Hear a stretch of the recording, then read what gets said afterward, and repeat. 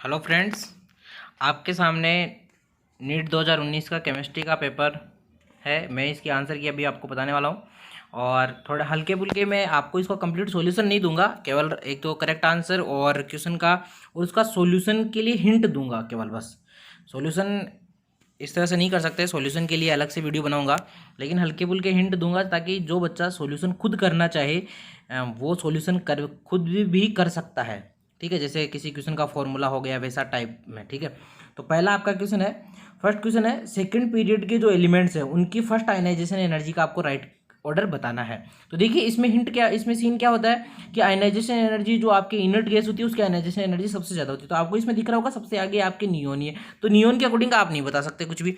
Neon के अलावा कोई भी इसमें आपको इनर्ट गैस नहीं दिखाई दे रही है, कोई भी पॉजिटिव चार्ज स्पीसीज नहीं दिखाई दे रही है, तो आप उससे तो हटा देंगे।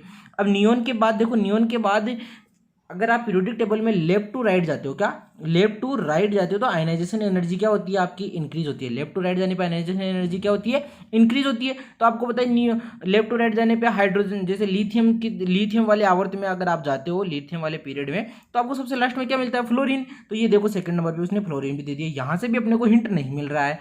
इसके बाद तीसरा पॉइंट क्या होता है आपके पास यहाँ पर, कि जो आपके पास जो आपके पास जिसकी हाफ, जो भी जिसका मतलब जो आपका है पीरियड, जो भी उसका जो ऑर्बिटल है, ठीक है, जो उसका कक्षक है, अगर वो हाफ फील्ड है, ठीक है, अगर उसका सब सेल हाफ फील्ड है तो वो ज़्यादा आयनाइजेशन एनर्जी उसकी ज़्यादा होती है, ये पॉइंट होता है। तो आपके आयनाइजेशन एनर्जी फुली फील्ड का और हाफ फील्ड का ज़्यादा होता है। तो देखिए आपके पास नाइट्रोजन का अपने नियरेस्ट से ज़्यादा होगा, यानी ऑक्सीजन से भी ज़्यादा होगा और कार्बन से भी ज़्यादा होगा। तो देखिए इसमें नाइट्रोजन का ज़्यादा, पहला पॉइंट सही है, लेकिन दूसरा गलत है और चौथा भी गलत है। तो तीसरा और दूसरा राइट है। इसके हिसाब से आगे देखोगे तो देखिए इसमें पहले और जो तीसरा है, इसमें दोनों में डिफरेंस क्या है, पहले और तीसरे में डिफरेंस क्या है। तो पहले और तीसरे में आप डिफरेंस देखेंगे तो तीसरे में देखो इसने क्या किया है, यहाँ पर जो आपका तीसरा है उसमें आपने देखो बेरिलियम को ज़्यादा दिया है, जबकि बेरिलियम का तो ज़्यादा ही होता है बोरोन से, क्योंकि बेरिलियम का क्या है, जो बेरिलियम का 2s है वो फुल्ली फिल्ड होता है,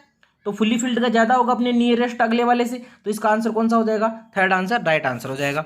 नेक्स्ट क्वेश्चन की अगर हम बात करें तो अगला है आपके पास एम्फोटेरिक हाइड्रोक्साइड। क्या है एम्फोटेरिक हाइड्रोक्साइड, तो आपको पता है कि ये एस ब्लॉक का दिख रहा है आपको, ठीक है, एस ब्लॉक का दिख रहा है, सेकंड एस ब्लॉक का है, एस ब्लॉक में भी दूसरे वर्ग का है। तो यहाँ पर आपको पता है कि इसमें दरअसल सीन क्या होता है, इसमें सीन ये होता है कि आप अप टू डाउन जानते हो, अप टू डाउन जानते हो तो आपकी बेसिसिटी बढ़ती है और एसिडिक स्ट्रेंथ क्या होती है, कम होती है। आपको पता है ये तीनों तो क्या है आपके एसिड है, तो फर्स्ट आंसर इसका राइट आंसर हो जाएगा।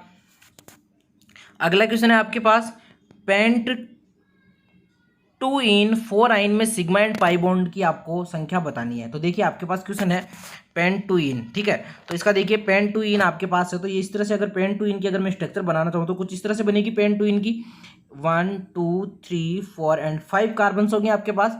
इसके बाद देखो आपके पास क्या 2 पे इन है, तो ये 2 पे मैंने इन लगा दिया, और आपके पास 4 पे आइन है, तो ये लो मैंने 4 पे भी आइन लगा दिया है। इसके बाद एक हाइड्रोजन इसके पास होगा, यहाँ एक बॉन्ड होगा, यहाँ एक बॉन्ड होगा, इसकी एक वैलेंसी इधर होगी, इसकी एक वैलेंसी इधर होगी और इसकी 3 वैलेंसी इधर होगी। अब जितने बॉन्ड आपको दिख रहे हैं सिंगल सिंगल दिख रहे हैं वो सिग्मा, और जितने दिख रहे हैं पाई बॉन्ड तो कितने हो जाएंगे, 2 बॉन्ड तो यहाँ पर है पाई और एक पाई बॉन्ड यहाँ पर है, तो 3 तो पाई बॉन्ड हो गए इसमें सिग्मा, 3 4 5 6 7 8 9 10 पाई बॉन्ड हो गए, तो 10 सिग्मा बॉन्ड हो गए। तो कौन सा आंसर हो जाएगा, सेकंड राइट आंसर हो जाएगा। आपको समझ में तो आ ही रही होगी ये सारी चीजें।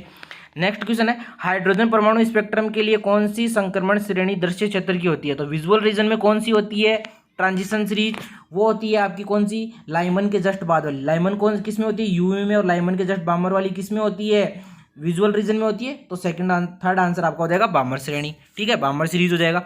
नेक्स्ट क्वेश्चन है आपके पास, मेजर प्रोडक्ट बताना है आपको इस रिएक्शन का, मेजर प्रोडक्ट बताना है आपको इस रिएक्शन का। तो आपको पता है मेजर प्रोडक्ट कौन सा हो जाएगा, इसका मेजर प्रोडक्ट आपके पास थर्ड आंसर हो जाएगा। कौन सा हो जाएगा, थर्ड आंसर आपके पास राइट आंसर हो जाएगा, ठीक है।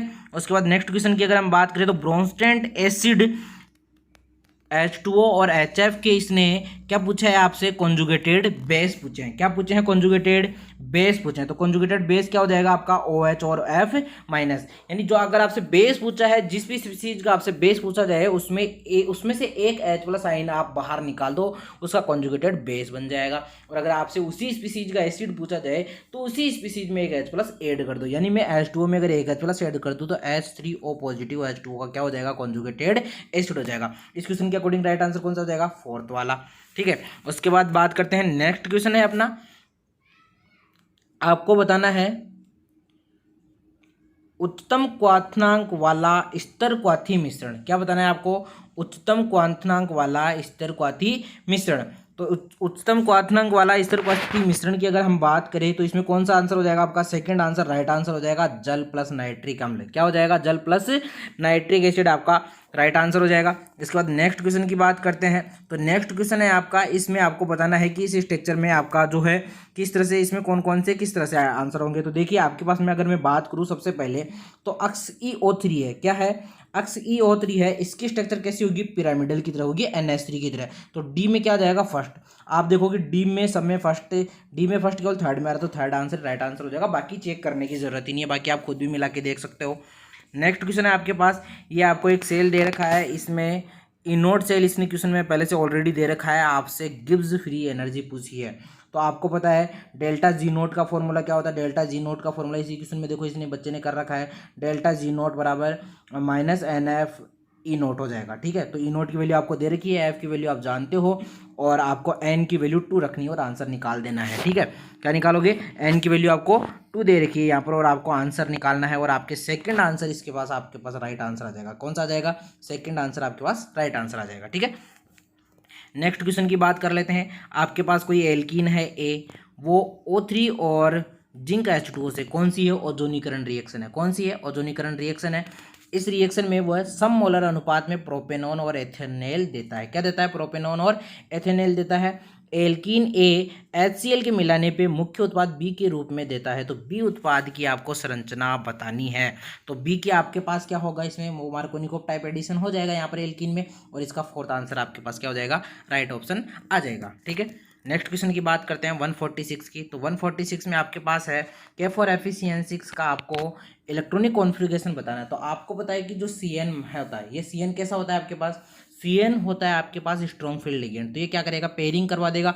और आपको पता है कि जो इसकी स्ट्रक्चर ऑक्टाहेड्रल टाइप होगी, अष्टफल की होगी। तो इसमें क्या होगा कि नीचे की तरफ 3 ऑर्बिटल्स होंगे और ऊपर की तरफ 2 ऑर्बिटल्स होंगे। तो 6 के 6 इसमें चले जाएंगे, 1 2 3 4 ऐसे 6। तो T2G6 हो जाएगा और EG0 हो जाएगा। थर्ड आंसर इसका राइट आंसर हो जाएगा। 147 की बात करते हैं। तो आपको ग्रीन हाउस गैस कौन सी नहीं है, आपसे पूछा गया ग्रीन हाउस गैस कौन सी नहीं है। तो देखो ग्रीन हाउस जो गैस होती है वो आपके जो आपके है जो मेनली है CO2 आती है सबसे मेन तो, लेकिन इसमें CO2 ऑप्शन में ही नहीं है। फिर आपके नाइट्रस ऑक्साइड भी आता है, मीथेन भी आता है, CH4 भी, और ओजोन भी थोड़ा बहुत आता है, लेकिन सल्फर डाइऑक्साइड बिल्कुल भी नहीं आता है। सल्फर डाइऑक्साइड तो आपका एसिड रेन के लिए जिम्मेदार होता है। ठीक है, तो आपका इसमें 147 में कौन सा आंसर हो जाएगा, फर्स्ट ऑप्शन राइट आंसर हो जाएगा। नेक्स्ट क्वेश्चन है आपके पास, कोई केमिकल रिएक्शन दे रखी है, आपको बिल्कुल इक्वल बताना है। तो मैं इसकी जो है इसका तो मैं लाइव वीडियो भी बना चुका हूँ, काफ़ी अच्छा टॉपिक है ये रेट ऑफ रिएक्शन का। तो इसमें देखो पॉइंट यही था कि अगर आप रेट ऑफ रिएक्शन लिख रहे हो तो वहाँ पर स्टोइकोमेट्रिक कोफिशिएंट लिखते हैं, और वो भी 1/, में लिखते हैं, यानी डिवाइड करके लिखते हैं। तो देखिए, और जो रिएक्टेंट होते हैं वो माइनस में आ जाती है उनके स्टोइकोमेट्रिक कोफिशिएंट, और जो प्रोडक्ट होता है उसमें पॉजिटिव में आता है। रीज़न ये होता है कि प्रोडक्ट की जो कंसनट्रेशन होती है वो टाइम के ड्यूरिंग टाइम बढ़ती जाती है टाइम के अनुसार, और रिएक्टेंट की घटती जाती है। तो देखिए इसमें देखो N2 के साथ कोई कोफिशिएंट नहीं है, तो अपने को भी कोई कोफिशिएंट लगाने की ज़रूरत नहीं है। तो देखो N2 में कोई कोफिशिएंट नहीं, और नहीं लगाया अपन ने, माइनस का चिन्ह है क्योंकि रिएक्टेंट है। उसके बाद देखो NH2 का स्टोइकोमेट्रिक कोफिशिएंट क्या हो जाएगा, 1/2 हो जाएगा। तो 1/2 अपन ने लगा दिया है, और इसका फोर्थ आंसर राइट आंसर हो जाएगा। ठीक है, नेक्स्ट क्वेश्चन की बात कर लेते हैं 149 की। ट्राइब्रोमो ऑक्साइड की राइट स्ट्रक्चर क्या है, ट्राइब्रोमो ऑक्टा ऑक्साइड की राइट स्ट्रक्चर क्या है, तो आपके पास सेकंड स्ट्रक्चर राइट आंसर हो जाएगा, सेकंड वाला आपके पास राइट आंसर हो जाएगा। वैसे फर्स्ट वाला भी राइट आंसर हो सकता था, लेकिन फर्स्ट वाली की एक कंडीशन होनी चाहिए थी, फर्स्ट वाली की कंडीशन ये होनी चाहिए थी आपके पास कि जो ये एक ऑक्सीजन हो रहा है, ये वाला ऑक्सीजन, इसमें माइनस नहीं होगी, ये डबल बॉन्ड के साथ होता, तो फर्स्ट वाला भी आपका राइट बोल सकते थे अपन, ठीक है। तो अभी कौन सा आंसर हो जाएगा इसका, सेकंड आंसर राइट आंसर हो जाएगा। अगला क्वेश्चन है आपके पास, आपको H2E और E का मीन है आपके पास चाल्कोजन परिवार, ऑक्सीजन वाला पूरा परिवार है, और इसकी आपको थर्मल स्टेबिलिटी बतानी है। थर्मल स्टेबिलिटी यहाँ पर पूछी गई है। तो थर्मल स्टेबिलिटी की अगर हम बात करें तो इसमें थर्मल स्टेबिलिटी के लिए आपके पास कौन सा आंसर हो जाएगा, 150 का कौन सा आंसर हो जाएगा, 150 का आपके पास कौन सा आंसर हो जाएगा, फर्स्ट आंसर राइट आंसर हो जाएगा, सॉरी 1 सेकेंड, 150 का फोर्थ आंसर राइट आंसर हो जाएगा। H2O सबसे ज़्यादा होगा, फिर H2S होगा, फिर H2SE होगा, फिर H2TE होगा, फिर H2PO होगा, ठीक है। नेक्स्ट क्वेश्चन की हम बात कर लेते हैं। 150 का फोर्थ आंसर हो गया है। नेक्स्ट क्वेश्चन की अगर हम बात करें तो इसमें आपको पूछा है कि बेसिक बफर कौन बनाएगा। तो बेसिक बफर देखो दरअसल क्या होता है कि बेसिक बफर आपके बनता है वीक बेस से और स्ट्रॉन्ग एसिड के साल्ट से। किससे बनता है, वीक बेस से और स्ट्रॉन्ग एसिड के साल्ट से। तो देखिए सब में क्या होगा कि देखो जैसे पहली बात तो ये करते हैं कि इसमें वीक बेस आपको ढूंढना है। तो देखो पहले में वीक बेस ही नहीं है तो ये वैसे हट गया, सेकंड में वीक बेस नहीं है वैसे हट गया, थर्ड में आपको वीक बेस नहीं दिख रहा है हट गया, फोर्थ वाले में वीक बेस आपको दिख गया, वीक बेस तो होना ही चाहिए, तो फोर्थ वाला आपका राइट आंसर हो जाएगा। आपको कंसंट्रेशन चेक करने की ज़रूरत ही नहीं थी इस क्वेश्चन में। तो नेक्स्ट क्वेश्चन की हम बात कर लेते हैं थोड़ा सा। 152 नेक्स्ट 152 है आपके पास आइसोथर्मल कंडीशन है, समतापीय कंडीशन है, और उसमें 300 केल्विन पे 2 बार उसने जो प्रेशर है एक्सटर्नल प्रेशर उसको कांस्टेंट रखा हुआ है, और उसने जो आपका वॉल्यूम है उस वॉल्यूम में उसने क्या किया है, वॉल्यूम को उसने क्या किया है, वॉल्यूम को उसने बढ़ाया है, और वॉल्यूम को कितना बढ़ा दिया, 0.1 से 0.25 तक उसने बढ़ा दिया। अब आपको बताना है कि गैस के द्वारा किया गया कार्य कितना है। तो इसके लिए आपको फॉर्मूला लगाना है 2.033 nRT अपॉन log 10। तो ये वाला आप V2/V1 लगाएंगे तो आपके पास राइट आंसर है वो आपके पास सेकंड ऑप्शन वाला राइट आंसर आपके पास आ जाएगा। 152 में आपके पास क्या हो जाएगा, 152 में आपके पास सेकंड ऑप्शन राइट आंसर हो जाएगा, ठीक है। उसके बाद नेक्स्ट क्वेश्चन की बात करते हैं। नेक्स्ट क्वेश्चन है आपके पास मैग्नेट और पर मैग्नेट। पहली बात तो ये कि आपको ये बताना चाहिए कि मैग्नेट और पर मैग्नेट का जो फॉर्मूला होता है वो क्या होता है। तो मैग्नेट और पर मैग्नेट का जो फॉर्मूला है वो आप देखिए और फिर मुझे कमेंट करके बताना कि मैग्नेट और पर मैग्नेट के फॉर्मूले में क्या डिफरेंस होता है, ठीक है। ओके इसके बाद देखिए आयन मैग्नेट और पर मैग्नेट है, उसके आयन की जो टेट्राहाइड्रल स्ट्रक्चर है वो किस कारण होती है, चतुष्फलकीय हैं और वो किस कारण होते हैं। तो इसका जो राइट आंसर है वो आपके पास राइट आंसर है कि इसके पास क्या होते हैं, पाई बॉन्डिंग मैग्नीज में। तो पाई बॉन्डिंग के लिए डी ऑर्बिटल्स काम में आते हैं, और ऑक्सीजन के पी ऑर्बिटल्स काम में आते हैं। किसके, मैग्नीज के डी ऑर्बिटल्स, और ऑक्सीजन के कौन से आते हैं, पी ऑर्बिटल्स काम में आते हैं। तो सेकंड ऑप्शन इसका राइट आंसर हो जाएगा 153 का। नेक्स्ट क्वेश्चन की हम बात कर लेते हैं 154 की। आपसे पूछा गया 4D5P 5F और 6P कक्षा घटती हुई ऊर्जा के क्रम में आपको डिक्रीजिंग ऑर्डर बताना है। तो डिक्रीजिंग ऑर्डर की बात करें तो ऑर्डर कुछ इस तरह का हो जाएगा। डिक्रीजिंग ऑर्डर का मीन ही ये होता है, डिक्रीजिंग ऑर्डर का मीन होता है कुछ इस तरह से आपको बताना है, और इंक्रीजिंग ऑर्डर का मीन होता है कुछ इस तरह से आपको बताना है। तो सारे के सारे ऑप्शन ही अपने पास डिक्रीजिंग ऑर्डर में। अब तो अब ये चेक करना है कि आंसर कौन सा होगा। तो आपको पता है 4D से ज़्यादा 5P होता है, 5P से ज़्यादा 6P होता है, और उससे ज़्यादा 5F होता है। तो सेकंड आंसर इसका राइट आंसर हो जाएगा। चेक करने का तरीका भी आप फ्रेंड से देख सकते हो, जैसे इसको कुछ इस तरह से अपन चेक करते हैं 1S 2S 2P, फिर इनको काटने का तो जो तरीका होता है मैंने लाइव क्लास में भी बता रखा है ये तो पॉइंट।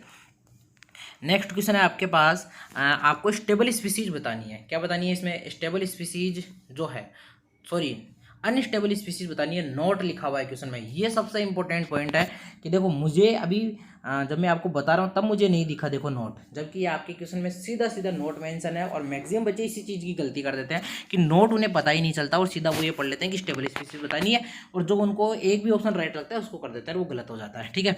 तो अनस्टेबल स्पीसीज है वो आपकी सिलिकन के साथ Cl6-2 वाली अनस्टेबल स्पीसीज हो जाएगी। इसका रीज़न क्या होता है, इसमें रीज़न ये होता है कि सिलिकॉन का जो एटम होता है वो छोटा होता है, और क्लोरीन उसके चारों तरफ 6 क्लोरीन का आना बहुत ही मुश्किल हो जाता है, क्योंकि क्लोरीन आपस में रिपल्सन करना शुरू कर देते हैं। यही इसका पॉइंट है। नेक्स्ट क्वेश्चन की अगर हम बात करें तो नेक्स्ट क्वेश्चन है आपके पास बायोडिग्रेडेबल पॉलीमर की बात कर रहा है। जैव निम्नीकरण बहुलक कौन सा है? तो जैव निम्नीकरण बहुलक की बात करें तो ये नाइलॉन 6 और नाइलॉन 2, नाइलॉन 2 6 जो है आपका वो हो जाएगा। ठीक है, नेक्स्ट क्वेश्चन की अगर हम बात करें तो ये है एमओटी के अकॉर्डिंग कौन सी ऐसी स्पीसीज है जिसमें ओनली पाई बॉन्ड प्रेजेंट है? तो आपके C2 में डबल बॉन्ड होता है और वो दोनों के दोनों ही पाई बॉन्ड होते हैं, इसमें एक भी सिग्मा बॉन्ड नहीं होता। जब टीचर्स पढ़ाते हैं तो पॉइंट ये बताते हैं मैक्सिमम कि किसी भी दो एटम्स के मध्य चाहे वो कैसे भी सेम एटम हो डिफरेंट एटम हो, उनके मध्य पहला जो बॉन्ड बनता है वो सिग्मा बॉन्ड बनता है। अगर वो हाइब्रिडाइजेशन से बना है तो सिग्मा बॉन्ड बनता है, लेकिन कार्बन ऐसी स्पीसीज है जिसमें दोनों ही पाई बॉन्ड बनते हैं और ये एक एमओटी का खेल है। ठीक है, जिसकी हम बिल्कुल ऐसे चर्चा कर भी चुके हैं इसके बारे में कि किस तरह से ये बनता है, किस तरह से नहीं होता है। अभी आप फिलहाल के लिए आप इतना ध्यान रखिए कि C2 में डबल बॉन्ड होते हैं और वो दोनों के दोनों बॉन्ड ही पाई बॉन्ड होते हैं। ठीक है, नेक्स्ट क्वेश्चन आपसे पूछा गया है कि आपको एल्काइन दे रखा है और एल्काइन को आपको सिस ट्यूब ब्यूटीन में कन्वर्ट करना है, यानी आपको सिस प्रोडक्ट बनाना है। तो देखिए आपके पास अगर Na और लिक्विड अमोनिया हो तो ये आपका ट्रांस ब्यूटीन बना देगा। क्या बना देगा? ट्रांस ब्यूटीन बना देगा। लेकिन लिंडलार कैटलिस्ट जो आपका थर्ड ऑप्शन है H2PD कार्बन क्विनोलिन जो है आपका, ये क्या बनाएगा? सिस 2 ब्यूटीन बना देगा। ये सिस प्रोडक्ट बनाता है, एल्काइन से क्या बनाता है? सिस प्रोडक्ट आपका बना देता है। तो थर्ड आंसर इसका राइट आंसर हो जाएगा। नेक्स्ट क्वेश्चन की अगर हम बात करें तो नेक्स्ट क्वेश्चन है आपके पास जल की अस्थायी कठोरता क्या बतानी है आपको? Remove temporary hardness of water. जल की अस्थायी कठोरता किसके द्वारा निकाली जाती है?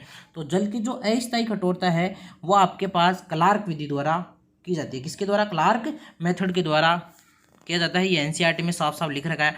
नेक्स्ट क्वेश्चन है आपके पास, आपको बताना है मेलेकाइट का फॉर्मूला बताना है। किसका बताना है? मेलेकाइट का फॉर्मूला बताना है। तो मेलेकाइट का फॉर्मूला होता है CuCO3 CuOH का होल ट्वाइस। दरअसल इसको कई बार कुछ ऐसा भी लिख देते हैं CuOH का होल ट्वाइस CO3, कुछ ऐसा भी लिख देता है। तो ये थोड़ा पॉइंट ध्यान रखना। इसमें भी वही है, दो बार आपके पास कॉपर है, इसमें भी क्वेश्चन में भी दो बार कॉपर दे रखा है। एक बार CO3 एक बार CO3 दे रखा है, दो बार OH दो बार UOH दे रखा है। तो लिखने का तरीका होता है, लेकिन फॉर्मूला कौन सा होता है? CuCO3 CuOH का होल ट्वाइस। ये आपका फॉर्मूला हो जाएगा। 160 में कौन सा आंसर हो जाएगा? फर्स्ट आंसर आपका राइट आंसर हो जाएगा। नेक्स्ट क्वेश्चन की अगर हम बात कर लेते हैं तो इसमें आपसे इनकरेक्ट पूछा गया है। क्या पूछा गया है? इनकरेक्ट स्टेटमेंट पूछा गया है। तो इनकरेक्ट स्टेटमेंट की अगर मैं बात करूं तो फ्लोरीन के साथ जो आपका Pb जुड़ा हुआ है ये आपका कैसा होता है? आयनिक होता है, जबकि इसमें कैसा दिया गया है? कोवेलेंट दिया गया है। तो सेकेंड आंसर इसका राइट आंसर हो जाएगा। इनकरेक्ट यही है। नेक्स्ट क्वेश्चन की अगर हम बात कर लें तो हेबर प्रक्रम, हेबर प्रोसेस है, उसमें अमोनिया के 20 मोल्स आपको बनाने हैं। तो हाइड्रोजन के कितने मोल आपको लेने होंगे? तो रिएक्शन को बैलेंस करके लिख लो, बस इतना सा पॉइंट है। देखिए N2 + 3H2 ये बनता है आपका क्या? NH3। क्या बनाता है? NH3, 2NH3 बनाता है। तो देखिए 3 हाइड्रोजन के मोल 2 अमोनिया के मोल बना रहे हैं। 3 से कितने बन रहे हैं? 2। तो 30 से कितने बन जाएंगे? 20। और आपसे पूछा कितना है? 20। तो कितने लगेंगे? 30 लगेंगे। 30 के लिए कौन सा आंसर हो जाएगा? फोर्थ आंसर राइट आंसर हो जाएगा। ठीक है, नेक्स्ट क्वेश्चन की बात कर लेते हैं 163 की। किसकी बात करते हैं? 163 की अगर मैं बात करूं तो 163 है आपके पास PCl5 के लिए आपको रॉन्ग स्टेटमेंट बताना है। PCl5 के लिए रॉन्ग स्टेटमेंट बताना है। तो PCl5 के लिए आपके पास रॉन्ग स्टेटमेंट क्या होगा? PCl5 का जो अणु है वो कैसा होता है? क्रियाशील होता है, लेकिन इसमें कैसा दिया गया है? नॉन रिएक्टिव दिया गया है। कैसा दिया गया है? नॉन रिएक्टिव दिया गया है। तो राइट आंसर कौन सा हो जाएगा? कि PCl5 होता है वो कैसा होता है? आपके पास रिएक्टिव ही होता है। ठीक है, नेक्स्ट क्वेश्चन की अगर हम बात कर लेते हैं 164 की, यहाँ पर आपका क्वेश्चन है, इसमें दे रखा है आपके पास एक इलेक्ट्रॉन है और इसमें एक इलेक्ट्रॉन मतलब आपको n की वैल्यू 1 लेनी है। 298 केल्विन आपके पास टेम्परेचर दे रखा है। E0 सेल आपको ऑलरेडी दे रखा है। आपको K की वैल्यू या Q की वैल्यू आपको निकालनी है। log Q जो है आपको उसकी वैल्यू निकालनी है। तो आप E की वैल्यू क्या लोगे? यहाँ पर 0 ले लेना। E की वैल्यू 0 लोगे तो आपके पास ये वाला फॉर्मूला बन जाएगा E0 = 0.0591 log Q से आप इसको सोल्व कर लेना। आपका राइट आंसर है वो आपके पास फोर्थ आंसर हो जाएगा। 1 × 10⁻10 आंसर आपके पास आ जाएगा। नेक्स्ट क्वेश्चन की बात कर लेते हैं। फर्स्ट ऑर्डर रिएक्शन है, इसके लिए इसने रेट कांस्टेंट दिया है आपको K और रिएक्शन को 90% कंप्लीट होने में कितना टाइम लगेगा। तो रिएक्शन को 90% कंप्लीट होने के लिए आपको कितना टाइम लगेगा, तो वो आपके पास टाइम हो जाएगा T = 4.606 अपॉन के। फोर्थ आंसर इसका क्या हो जाएगा, राइट आंसर हो जाएगा। आप इस वाले फॉर्मूले से निकाल सकते हो या फिर आप इस वाले से फॉर्मूले से भी निकाल सकते हो। मैं बात करूँ तो आप कुछ इस तरह से निकाल सकते हो इसको। 90% के लिए आपसे पूछा है तो ये हो जाएगा 2.303 अपॉन के, ये फॉर्मूला लिखा हुआ देखिए, अपॉन के लॉग 100/1 तो 100 हो जाएगा। 100 को कितना बोलते हैं, 100 अगर लॉग 100 की वैल्यू कितनी होती है, 2 होती है। तो 2.303 को आप किससे काउंट करोगे, 2 से मल्टीप्लाई करोगे तो आपके पास कितना आ जाएगा, 4.606 अपॉन के आपके पास आंसर आ जाएगा। और यही आपका राइट आंसर है फोर्थ वाला। नेक्स्ट क्वेश्चन की बात कर लेते हैं।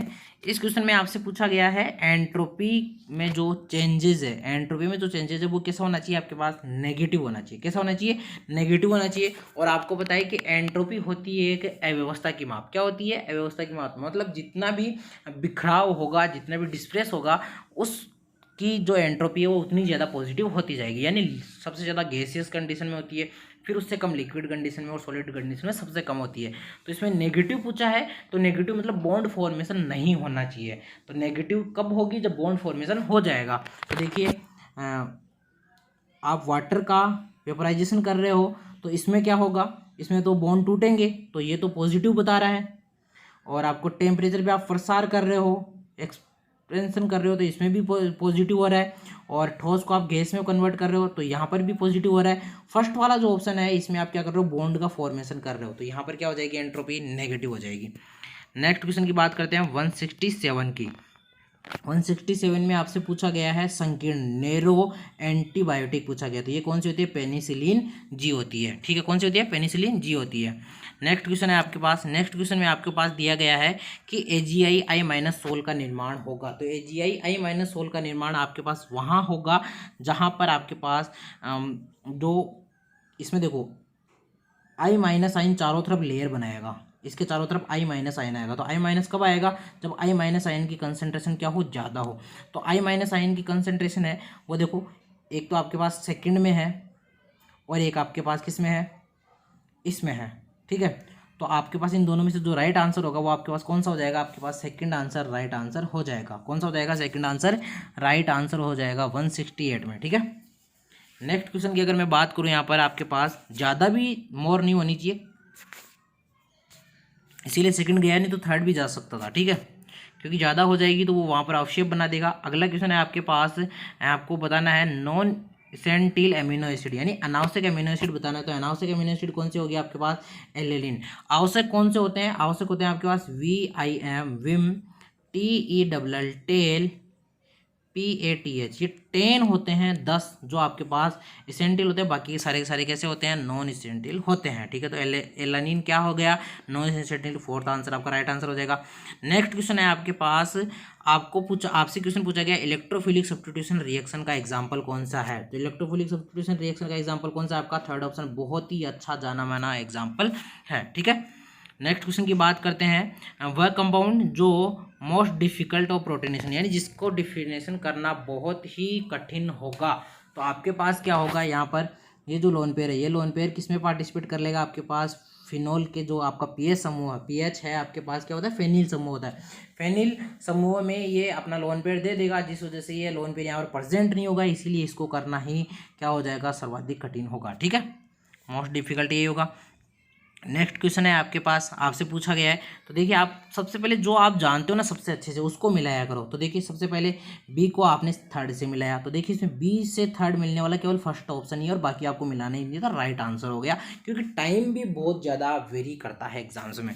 ठीक है, वैसे बाकी को भी आप मिलाना चाहो तो सबको मिला सकते हो, कोई दिक्कत वाली बात नहीं है। आपका जो डेकोन विधि होता है वो आपका क्लोरीन होता है, जो आपके पास संस्पर्श विधि होती है वो आपके सल्फ्यूरिक एसिड होती है, और विशुद्ध नाइट्रोजन के लिए आप सोडियम एजेड अथवा बेरियम एजेड का उपयोग कर सकते हैं।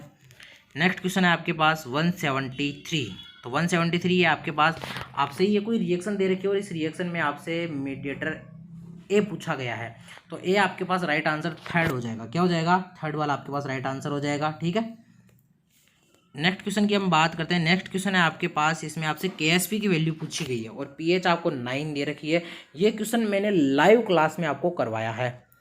लाइव क्लास आयनिक इक्विलिब्रियम के 4 लेक्चर 35 मिनट के 4 लेक्चर हिंदी इंग्लिश मीडियम दोनों में एक साथ मिक्स 4 लेक्चर मैंने लगाए हैं। उसके बाद एक क्वेश्चन पेपर का, एक प्रीवियस ईयर के क्वेश्चन पेपरों का भी लेक्चर लगाया था। उसमें ये क्वेश्चन मैंने सीधा सीधा आपको करवाया था, बिल्कुल करवाया था ये वाला क्वेश्चन। और इसका जो आंसर है आपके पास 174 का आपके पास सेकंड आंसर राइट आंसर आया था, आपने करके देखा भी था ये वाला क्वेश्चन। नेक्स्ट क्वेश्चन है आपके पास है द9 C और रे9 A है, यानी आपको पॉजिटिव चार्ज है स्पीसीज वो C है और नेगेटिव चार्ज स्पीसीज आपके पास क्या है A है, और ये SCP रूप से प्रेजेंट है।